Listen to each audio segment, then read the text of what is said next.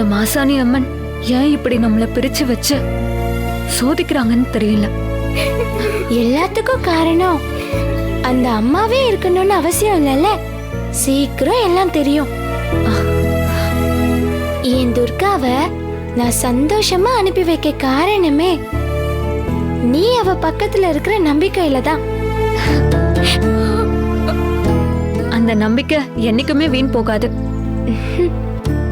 துர்கா, அங்க அத்தெல்லாம் காத்துட்டு இருக்காங்க, கிளம்பலாமா? சின்னையா என்கிட்ட சொல்லாம போயிட்டாரு. உன் வருத்தம் எனக்கு புரியுது துர்கா. அசோக் அவ்வளவு அவசரமா போயிருக்கான்னா கண்டிப்பா அது முக்கியமான வேலையாதான் இருக்கும். அசோக் முடிச்சிட்டு வரட்டும், நானே கேக்குறேன். இப்ப கிளம்பலாமா? கௌரி, பார்த்து கவனமா இருக்கணும். வேலைக்கு நல்லா சாப்பிடணும். ஸ்கூலுக்கு பத்திரமா போயிட்டு வரணும். நேரத்துக்கு வீட்டுக்கு வந்து பத்திரமா படுக்கணும். பத்திரமா இரு கௌரி. என் துர்கா எப்பவும் என் கூட இருப்பா. புது வீட்டுக்கு கிளம்புறப்போ இப்படி அழுதுகிட்டு இருக்கலாமா? போலாம். வா துர்கா. வா.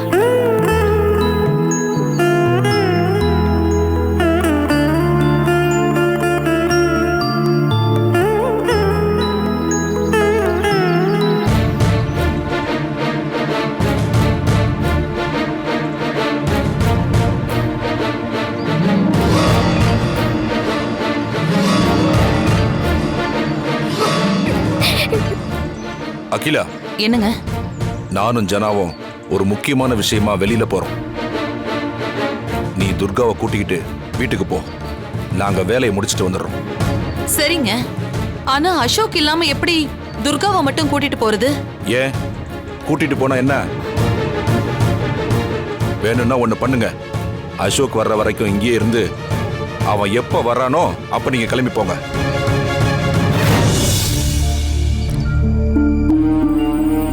இல்லங்க, கூட்டிட்டு போறோம். ஆலையில சிக்கின சோள கரும்பு மாதிரி ஆவுன்னா எல்லா கோபத்தையும் ஏன் மேலேயே காட்ட வேண்டியது. தேவா, அப்பா இங்க வாடா. சொல்லுங்கப்பா. என்ன எல்லாம் முடிஞ்சதா? இல்லப்பா, பந்தல்காரன் மைக் செட்டுக்காரனுக்கு இன்னும் செட்டில் பண்ண வேண்டியது இருக்கு. சரி, சீக்கிரம் செட்டில் பண்ணிட்டு கிளம்ப பாரு. நானும் பெரியப்பாவும் ஒரு வேலையை போயிட்டு வரோம். நாங்க நேரா வீட்டுக்கு போயிடுவோம். நீயும் சீக்கிரம் வந்து சேரு. சரிங்கப்பா.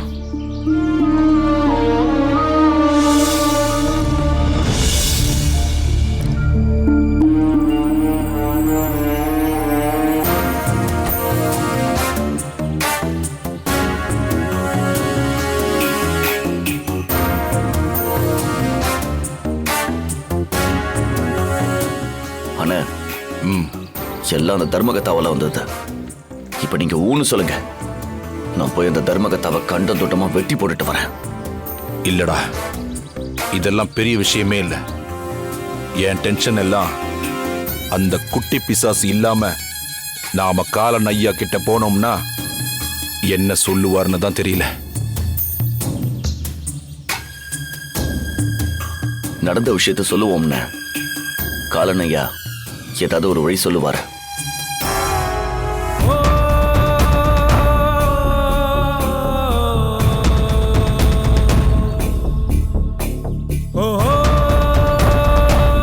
ஏய், எட்ரா வண்டிய.